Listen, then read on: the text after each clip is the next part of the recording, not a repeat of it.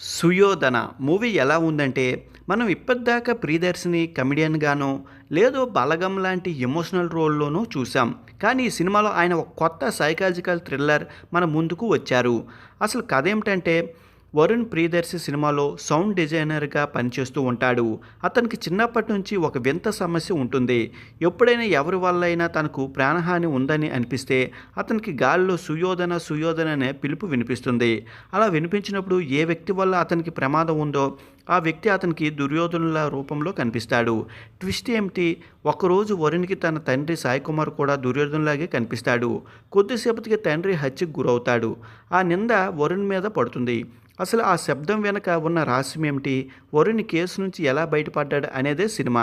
అయితే ఈ సినిమాలో ప్రియదర్శి నటనతో మరో మెట్టు ఎక్కారని చెప్పాలి. భయం, అయోమయం, ఆవేదన ఉన్న వరుణ్ పాత్రలో ఆయన ఒదిగిపోయాడు. డైలాగ్ కింగ్ సాయి కుమార్ ఈ సినిమాకు మెయిన్ పిల్లర్. నాటకాల్లో దుర్యోధన పాత్రలో వేసే తండ్రిగా ఆయన గంభీరత్వాన్ని, డైలాగ్ డెలివరీతో అదిరిపోయాడు. చాలా కాలం తర్వాత ప్రేమ గారు తల్లి పాత్రలో మెప్పించారు. హీరోయిన్ దీపిక తన పాత్ర పరిధి మేరకు బాగానే చేశారు. సినిమా పేరుకు తగ్గట్లుగానే సౌండ్ డిజైన్లు కానీ ఇంట్రెస్టింగ్గా ఉంటుంది. ఆ సుయోధన అనే పిలుపు థియేటర్లు వింటుంటే ఒక రకమైన థ్రిల్ కలుగుతుంది. డైరెక్టర్ వైవిఎస్ మాధవరెడ్డి ఎంచుకున్న పాయింట్ కొత్తగా అనిపించింది.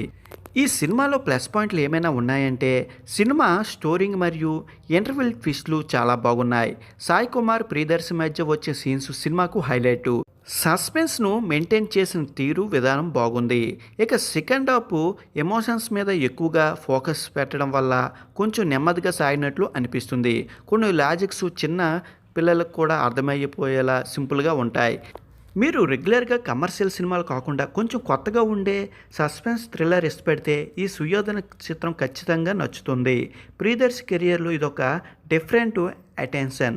ఒకసారి థియేటర్లో ఎక్స్పీరియన్స్ చేయదగ్గ మూవీ ఇది.